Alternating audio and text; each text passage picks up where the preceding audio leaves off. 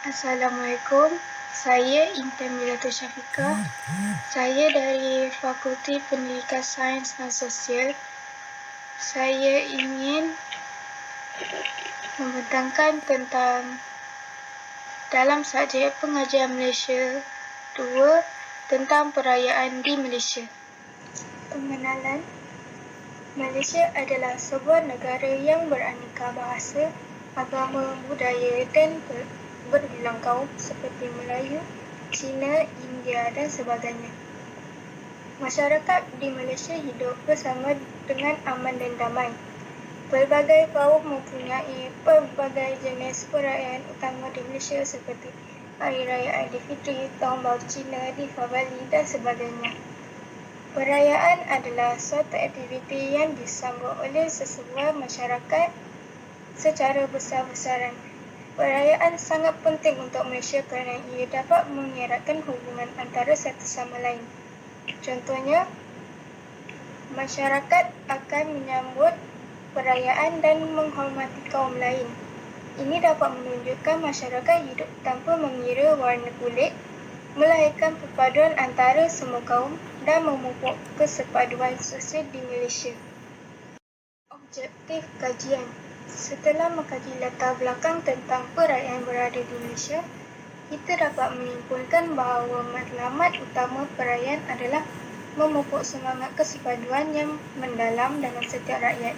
Oleh itu, kajian ini bertujuan untuk mengenali dan memahami perayaan-perayaan yang terdapat di Malaysia, mengenal pastikan konsep dan latar belakang perayaan-perayaan di Malaysia, mengkaji keunikan terdapat dalam setiap perayaan di Malaysia, mengenal pasti faktor-faktor tentang perayaan tersebut, meningkatkan kesepaduan antara kaum di Malaysia dan memahami dan meluaskan pengetahuan tentang perayaan di Malaysia. Latar belakang kajian. Perayaan mengikut kaum utama di Malaysia. Bagi Melayu, Hari Raya Aidilfitri dan Hari Raya Haji. Cina, Hari Tahun Baru Cina dan Hari Cap Gomeh. Kristian pula, Hari Natal iaitu Hari Krismas. Kadazan Muson, Pesta Keamatan. Buddha, Hari Wesak. India, Hari Deepavali dan Hari Taipusam. Dayak, Hari Gawai Dayak. Penerbitan yang lalu. Perayaan masyarakat dahulu bagi Hari Raya Aidilfitri adalah dengan menulis ucapan raya pada kad dan dihantar melalui pos. Selain itu, Tahun Baru Cina akan mengadakan acara makan besar di rumah. Bagi perayaan Deepavali pula, mereka menghasilkan rangoli dengan tepung. Kaedah kajian. Saya hanya menggunakan satu kaedah untuk menjalankan kajian ini, iaitu melayari internet. Saya telah menganalisa media cetak iaitu Wikipedia bagi mendapatkan maklumat lebih lanjut mengenai perayaan di Malaysia untuk mendapatkan fahaman yang jelas mengenainya. Skop kajian. Kajian ini melibatkan semua kaum untuk menyambut perayaan mengikut adat agama masing-masing untuk menzahirkan semangat kekitaan dan mengeratkan silaturahim antara satu sama lain. Selain itu, boleh melambangkan keistimewaan budaya kita sebagai identiti negara. Konsep asas atau jalan cerita perayaan di Malaysia. 1. Perayaan masyarakat Islam. Bagi umat Islam, ada dua perayaan utama diraihkan iaitu Hari Raya Aidilfitri dan Hari Raya Haji. Hari Raya Aidilfitri diraihkan bagi menandakan berakhirnya bulan Ramadan yang mewajibkan umat Islam berpuasa selama sebulan.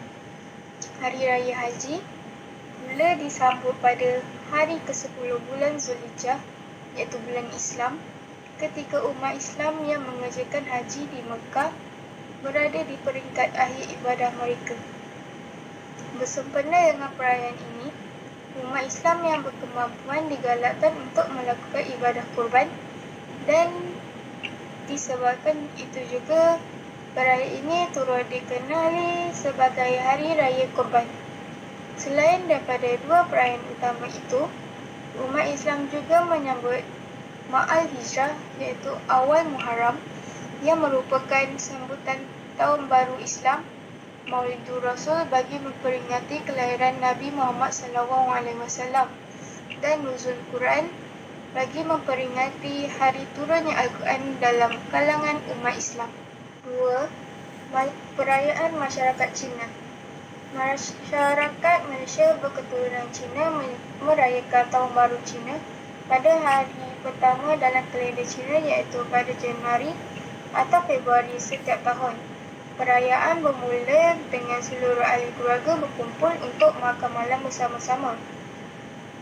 Perayaan ini berlanjutan selama 15 hari hingga hari Cap Gohmeh yang dirayakan pada malam ke-15. Pemberian bungkusan ampau merupakan tradisi yang memeriahkan suasana Tahun Baru Cina, khususnya bagi golongan kanak-kanak. Bagi masyarakat Cina yang majoritinya beragama Buddha, bulan Mei menandakan tibanya hari Wesak bagi memperingati 3 peristiwa penting dalam hidup Buddha, iaitu hari kelahiran, hari mencapai kemantapan fikiran, dan hari kematiannya. Kebiasaannya, upacara-upacara bersembahyang dan perarakan diadakan dalam perayaan tersebut. Selain itu, terdapat juga sambutan perayaan lain seperti perayaan kuih bulan atau Tanglong, bulan hantu, dan Xingming. 3. Perayaan masyarakat India. Bagi penganut Hindu, Deepavali atau perayaan cahaya pada bulan Aipasi mengikut kalender Tamil, Oktober hingga November merupakan masa untuk bergembira. Perayaan ini menandakan kemenangan, kecerahan mengatasi kegelapan, kebaikan mengatasi kejahatan, dan kebijaksanaan mengatasi kejahilan. Perayaan ini bermula dengan upacara sembahyang dan diikuti dengan kunjungan sanak saudara dan sahabat handai. Pada waktu malam, rumah akan dihiasi dengan pelita bagi memeriahkan suasana perayaan.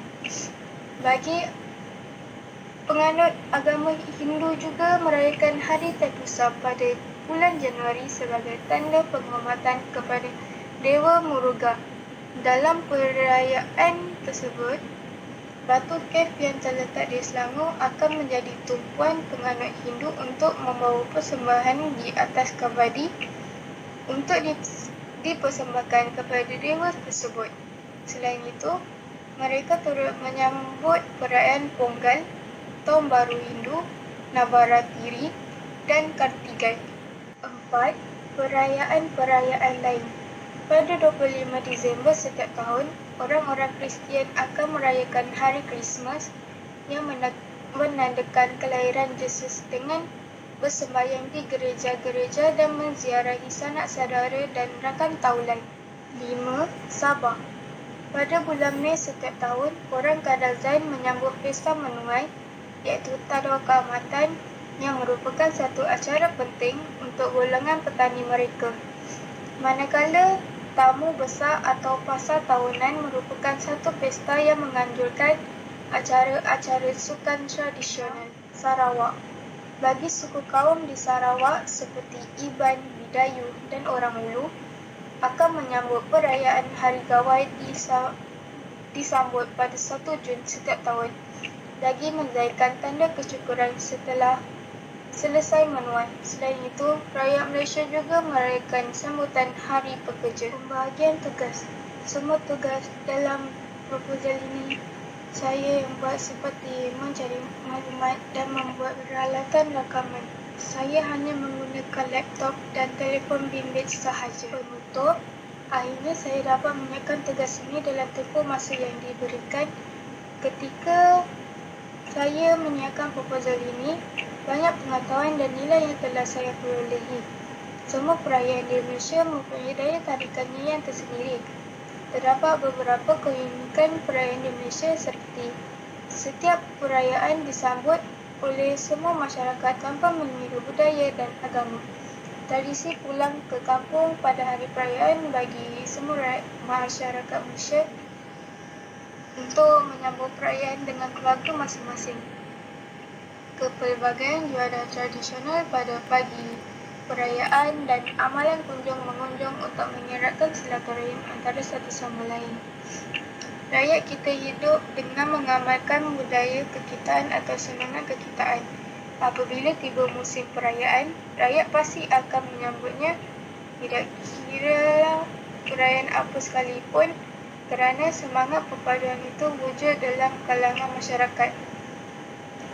Walaupun menganut agama dan menjalani kehidupan yang berbeza amalan dan budaya, namun masih ada sikap tolak ansur dan semangat muhibah yang tinggi di kalangan rakyat.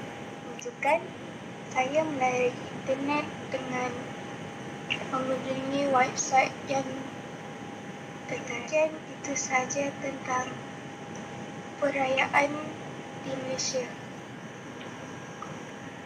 Terima kasih.